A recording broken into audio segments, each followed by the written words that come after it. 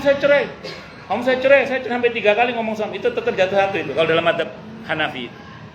Kenapa? Karena dalam madzhab Hanafi satu masa suci hanya satu talak. Terus kalau dalam masa satu suci suami nyesel, rujuk dan senggama, maka batal talaknya. Jadi dalam madzhab Hanafi talak bisa dibatalkan. Sehingga ada namanya tolak bid'i dan tolak sunni. Tolak yang bid'ah, ada tolak yang sesuai dengan sunnah. Itu dalam madzhab Hanafi itu. Mana dalilnya? Kasus Abdullah bin Umar radhiyallahu anhuma. Abdullah bin Umar pernah menceraikan istrinya dalam keadaan haid. Kata Nabi, rujui dulu dia. Enggak bener ini, akhta'ta sunnah, kamu telah menyalahi sunnah, kata Nabi. Rujuk istrimu, nanti suci baru ceraikan. Dan selama masa satu suci jangan kamu kumpuli. Itu baru jatuh satu talaknya. Sehingga kalau dicerai dalam keadaan haid tidak jatuh hukum talaknya. Demikian juga ketika di masa satu suci kalau ada rujuk dan senggama batal talaknya. Itu dalam madhab Hanafi. Pemerintah kita pakai madhab Hanafi dalam masalah perceraian. Makanya kalau mau ikrar talak, hakim mesti nanya, ibu suci atau haid? Kalau ibunya bilang suci, langsung ikrar talak. Kalau ibunya bilang saya sedang haid, Pak Hakim, ikrar talaknya ditunda sampai suci. Itu dalam madhab Hanafi begitu. Nah, singkat kata singkat cerita, pernah ada kasus ibu-ibu telepon saya, bukan orang sini, orang THB sana, orang THB di Harapan Indah sana, telepon bagi-bagi. Di loudspeaker ada suaminya nelpon itu. Ustadz, semalam saya berantem dengan suami saya. Saking dahsyatnya pertempuran itu sampai suami saya keluar kata talak, Ustadz. Saya tanya, ibu suci apa haid? Saya pakai pendapat madzhab Hanafi. Ibu suci atau haid? Suci, Ustadz. Ya sudah jatuh hukum talaknya, saya bilang gitu. Tapi suami marah, Ustadz, karena kalau marah itu gak jatuh hukum talaknya. Oh iya betul, kasal marahnya sampai gak sadar. Ada orang marah itu sampai gak bisa bedakan mana coklat, mana tai kucing, itu baru bisa itu. Kalau masih bisa bedakan berarti belum masuk kategori yang dapat keringanan. Jadi dia jatuh hukum talaknya. Tapi pagi ini suami menyesal, Ustaz. Dia minta maaf dan mau rujuk. Ya sudah, tidak apa-apa, rujuk saja. Pertanyaan saya, mau rujuk tok apa rujuk yang membatalkan talak? Dia bilang, emang bisa dibatalin talak? Bisa dalam madzhab Hanafi, saya bilang gitu. Bisa, Ustaz? Ya bisa, saya bilang gitu. Caranya gimana, Ustaz? Senggama. Dalam masa satu suci ini ibu senggama. Terus dia bilang ini, Ustaz, suami saya mau kerja, Ustaz. Kalau nanti sore boleh? Boleh, saya bilang boleh. Betul, ini pertanyaan serius ini, Bu. Lihat, enggak, ini penting saya sampaikan, ini karena masalah hukum. Ini masalah hukum.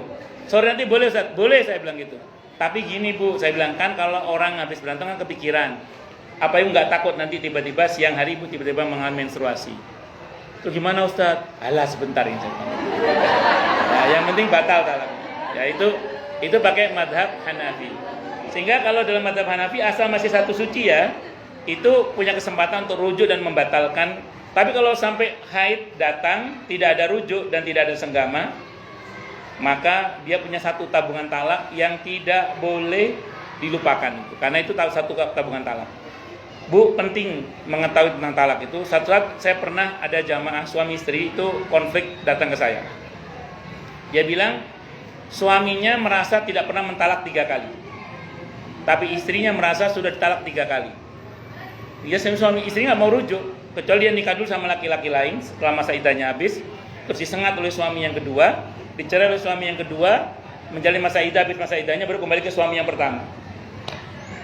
Dia saat itu si suami ini merasa saya tidak pernah menceraikan istri saya 3 kali. Kata istri enggak. Saya udah diceraikan 3 kali, kata istrinya. Perempuan ditantang buktinya, mana buktinya? Ya Allah, Bu, screenshotnya banyak itu. Ketahuan suaminya kapan ngomong sama istrinya dengan kalimat bagaimana, di mana, jam berapa. Perempuan tuh catatannya lengkap ya. Ya Allah. Suaminya pada hari apa, jam berapa, di mana, ngomong apa, kalimatnya bagaimana, itu nilai jatuh hukum talak. Nanti ya suaminya nggak bisa ngomong apa-apa, Bu, diem. Nah, itu. Jadi makanya suami ngomong apa perhatikan betul itu, dan itu takutnya jatuh hukum talaknya itu. Makanya hati-hati suami jangan gampang mengatakan talak dalam hal ini. Saya kira itu, Bu, ya. Wallahu a'lam bishawab. Siapa lagi, ada lagi?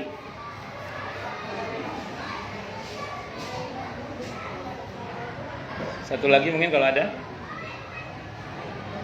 Ada. Jelas semua. Oke, monggo. Ada berdua lagi. Siapa dulu ini? Depan atau belakang dulu ya? Belakang dulu pun. Oke, monggo silakan.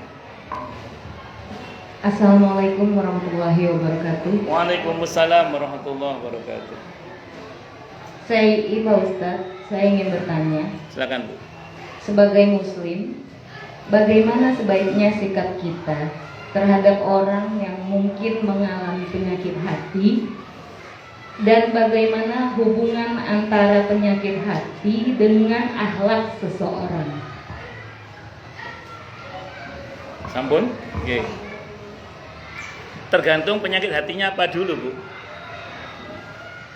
Jadi kalau misalnya dia itu orang yang sombong misalnya gitu ya, itu ada rumus itu, at-takabburu 'alal mutakabbiri shadaqah. Menyombongi orang yang sombong supaya orang yang sombong itu nggak sombong, itu shadaqah. Ya kalau misalnya dia orang pelit, ya nanti kita mungkin persikapannya berbeda. Jadi tergantung orang ini sakit hatinya model sakit hati yang apa dulu. Itu seperti itu. Tapi secara umum tadi Bu, biasanya orang yang sakit hati ini kan sulit dinasihati. Mungkin gue pernah ngalami lah ya, dimana semua nasihat gue mental deh sama dia gitu, nggak mempan lah. Maka untuk orang seperti ini, pertama ibu doakan aja, ibu doakan. Yang kedua, kalau ibu mau menasihati, gunakan kata tanya. Itu metode Quran itu. Jadi ibu tanya aja, misalnya kamu mau begini terus. Walaupun dia kayaknya nggak jawab, biarin aja. Mau berapa lama begini? Emang kamu nggak akan tua apa? Gitu. Emang nggak akan mati gitu. Udah gitu aja. Jadi dia walaupun tampaknya dia cuek, tapi sebenarnya dia berusaha menjawab. Gak takut masuk neraka kamu. Nah, makanya tanya aja. Harapannya Bu, mudah-mudahan akan ada masa di mana dia dalam kesendiriannya mengemukalah pertanyaan-pertanyaan ibu itu, dan dia akan berusaha menjawabnya. Karena pertanyaannya berbasis akhirat, mudah-mudahan yang bersangkutan tidak hanya berpikir tapi juga berzikir sehingga sadar, mudah-mudahan. Saya kira itu Bu. Wallahu a'lam bishawab. Yang pertama, yang kedua apa tadi Bu? Cuma satu aja tadi. Apa dua? Oh ya. Iya jelas. Gini Bu, teko itu mengeluarkan isinya. Jadi kalau isinya kopi keluarnya kopi, kalau isinya susu keluarnya susu. Kalau isinya comberan keluarnya comberan, itu aja. Makanya kalau ibu pengen tahu bagaimana, kan kita nggak tahu isi hati orang ya. Kalau bahasanya Sayyidina Umar radhiyallahu anhu sepeninggal Nabi kita Muhammad SAW, beliau mengatakan al-ana nahnu nahkum bidzawahir wallahu yahkum bisarair. Mulai hari ini kita menghukum yang tampak-tampak aja. Kalau yang batin itu urusan Allah. Jadi kita nggak tahu isi hati orang, tapi kita tahu apa yang dia keluarkan. Orang yang maaf hatinya bermasalah, pasti keluarnya juga bermasalah. Tindakannya juga bermasalah biasanya. Nah, makanya kalau teko isinya kopi, keluarnya pasti kopi. Kalau isinya susu, keluarnya susu. Kalau isinya air comberan, keluarnya juga air comberan. Nah, saya kira gitu ya. Wallahu a'lam bishawab. Oke, monggo Ibu depan. Oke.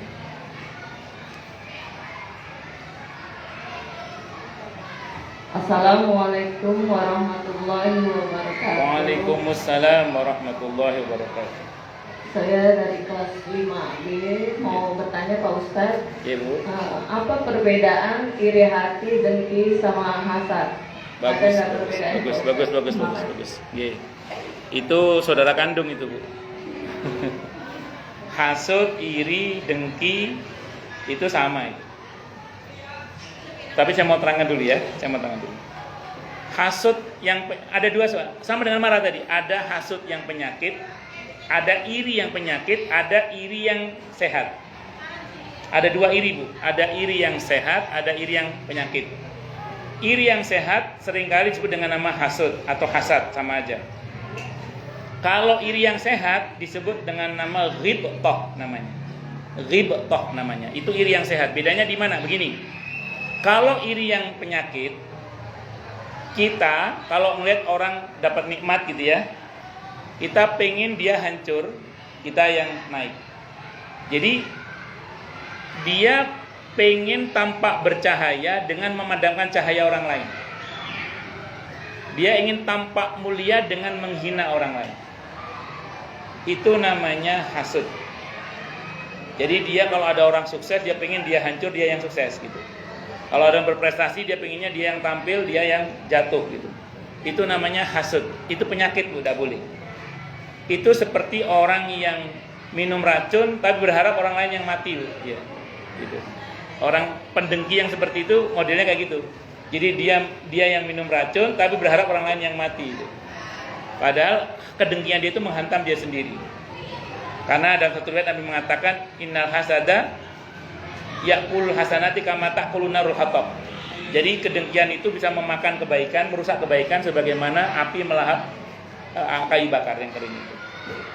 Itu yang enggak sehat, Bu ya. Yang sehat gini, Bu, yang sehat. Ini mau nanti diraba, kita termasuk yang mana? Ibu ngeliat ada orang berprestasi, bagus, baiklah dia. Kita pengen dia tetap dalam kebaikannya. Tapi kita pengen lebih baik dari dia. Itu namanya ghibtah namanya. Ibu ngeliat ada teman sukses berhasil. Ibu pengen dia tetap seperti itu. Tapi kita pengen lebih baik dari dia. Itu apa namanya? Al-musabaqatu bil khair. Berlomba-lomba dalam kebaikan. Jadi kita tidak ingin orang lain jatuh, enggak. Saya pengen dia tetap bercahaya. Tapi saya ingin lebih bercahaya lagi. Saya ingin dia tetap bermanfaat, tapi saya ingin lebih bermanfaat lagi. Saya ingin tetap dia dalam kebaikannya, saya ingin lebih baik lagi. Jadi yang begini ini tidak apa-apa. Namanya ghibtah namanya. Ghibtah itu tadi kita pengen orang lain tetap dalam kebaikannya, tapi kita pengen lebih baik dari dia. Akhirnya terjadi apa? Berlomba-lomba dalam kebaikan. Itu namanya al-musabaqatu bil khair. Boleh, Bu, tidak apa-apa kalau begitu. Wallahu a'lam bishawab. Gitu, Bu ya. Ada lagi? Jelas semua? Cukup ya? Pesan. Oh, Bapak, nggih. Monggo, Pak, monggo. Baik, mohon izin Ustaz. Assalamualaikum warahmatullahi wabarakatuh. Waalaikumsalam warahmatullahi wabarakatuh. Perkenalkan, nama saya Pak Yadi. Saat ini saya mendapat amanah sebagai penanggung jawab pembangunan musola ini, Ustaz. Jadi mohon doanya dari Pak Ustaz serta ibu-ibu jamaah sekalian agar pembangunan musola kita ini cepat selesai, ya, sehingga nanti kegiatan-kegiatan akan mudah kita laksanakan. Yang berikutnya yang menjadi pertanyaan barangkali saat ini sedang viral ya di media sosial tentang salah seorang dai yang melecehkan, yang menghina seorang pedagang es teh ya. Nah, di situ kan ada gelar, ada sebutan Gus ya. Mohon barangkali Pak Ustadz bisa menjelaskan sejarah sebetulnya istilah Gus itu apa sih? Itu ini mungkin masih awam buat kita semua. Saya kira itu aja Ustaz. Terima kasih. Assalamualaikum warahmatullahi wabarakatuh. Waalaikumsalam warahmatullahi wabarakatuh. Gus itu ada dua kemungkinan. Putra kiai di Jawa namanya Gus atau namanya Agus. Ya, oke. Ya, Gus itu singkatan Cah Bagus aslinya. Jadi aslinya Gus itu aslinya panggilan Cah Bagus. Jadi anak yang baik maksudnya gitu. Kalau di Madura namanya Lora misalnya. Ada Bindereh. Kalau di daerah Surabaya, daerah tertentu kayak di daerah Sidogiri sama di Surabaya Dresmo itu dipanggil Mas. Karena logam mulia itu emas, maka putranya kiai panggil Mas gitu. Ada yang dipanggil Kangli, di kampung saya dipanggil Kangli, Kang Cilik gitu. Ada yang dipanggil kalau di Sunda itu UU kalau saya, UU ya ada UU. Ada lagi satunya lagi apa itu? Aduh saya lupa itu. Banyak macam di Sunda, macam-macam lah. Ya. Itu gelar-gelar untuk putra kiai. Nah, jadi gini Pak, rumusnya gini. Jangankan putra kiai, putra nabi saja kalau kelakuannya nggak benar, ya maaf, jatuh Pak. Sebagaimana Kan'an. Itu putranya Nabi Nuh alaihissalam itu. Ulul azmi minar rusul abahnya itu. Tapi kalau nggak cocok sama abahnya, jatuh walaupun anaknya seorang nabi sekalipun. Qabil itu anaknya Nabi Adam alaihissalam. Tapi karena kelakuannya yang buruk, jatuh dia walaupun dia putranya Nabi Adam alaihissalam. Qabil. Terus termasuk istrinya Nabi Nuh, itu yang mengkhianati dakwah beliau, termasuk istrinya Nabi Lot, walaupun istri seorang nabi jatuh. Maka saya ulang ya, kita ini tidak mengukur kebenaran itu dari siapa, tapi dari apa. Kalau bahasanya Sayyidina Ali bin Abi Thalib radhiyallahu anhu adalah undur maqil wala tandur mangqal. Lihat apa yang dibicarakan dan bukan siapa yang bicara. Jadi menurut saya apapun labelnya, siapapun dia yang bicara, kita nggak usah fokus pada siapanya, kita fokus pada apa yang dibicarakannya. Nah, kalau yang keluar, maaf ya, kalaupun keluar dari pantat jenderal, kalau warnanya kuning jangan diambil, Pak. Jadi maaf, walaupun keluar dari pantat jenderal, kalau warnanya kuning jangan diambil. Tapi walaupun keluar dari pantat ayam, kalau yang putih itu, yang bulat itu, ambil telur. Jadi kita nggak usah fokus pada siapa, tapi fokus pada apa. Ya, kita doakan saja semoga yang bersangkutan diberi hidayah oleh Allah Subhanahu wa taala dan sadar serta taubat. Amin Allahumma amin. Saya kira itu Bang. Allah a'lam bishawab. Oke, monggo yang lain kalau ada. Ada pertanyaan sekarang? Sekarang pertanyaan itu ya, yang kuis Bu Rani ya. Berapa? Pertanyaan 3 pertanyaan. Ini yang bisa jawab angkat tangan Bu ya. Tadi di Muqaddimah saya membaca ayat yang berkaitan dengan kalau kita bersyukur nikmat akan ditambah, kalau kufur kita diingatkan akan azab yang sangat pedih. Itu surah apa Bu ya? Ngomong. Surah apa coba? Bukan Al-Hujurat. Kenapa? Bukan Al-Tawfin yang Ron. Yang monggo. Bukan. Yang wa ta'adzana rabbukum la in syakartum la azidannakum wa la in kafartum inna adzabi lasyadid. Ya udah gini deh saya tunjuk ya. Itu surah ke-14. Surah apa surah ke-14 itu? Itu surah ke-14 itu. Surah apa? Bukan. Surah ke-14 itu. Surah apa itu? Enggak tahu ya? Surah Ibrahim ayat 7 ya. Masuk. Surah Ibrahim ayat 7 masuk. Ya. Jadi karena Al-Hujurat sudah disebut berkali-kali, jadi saya yang lain sekarang ya. Jadi berikutnya sekarang. Tadi kan dikatakan ada noktah hitam dalam hati kalau kita berbuat dosa. Nah, untuk membersihkannya dengan cara memperbanyak zikir dan sholat. Itu di surah apa ya tadi? Monggo, Bu Guru, monggo. Oh, bukan. Al-Mutaffifin ayat 14 betul, tapi bukan itu yang saya maksud. Yang maksud membersihkannya kan dengan cara memperbanyak zikir dan sholat. Memperbanyak zikir dan sholat itu ada di surah apa? Coba ibu yang tadi angkat tangan. Iya. Terjemahannya gini Bu, sungguh telah beruntung orang yang berupaya membersihkan jiwanya dan Al-A'la ayat 14-15. Oh, betul. Al-A'la. Nggih, monggo sana. Yes. Satu lagi ya. Satu lagi.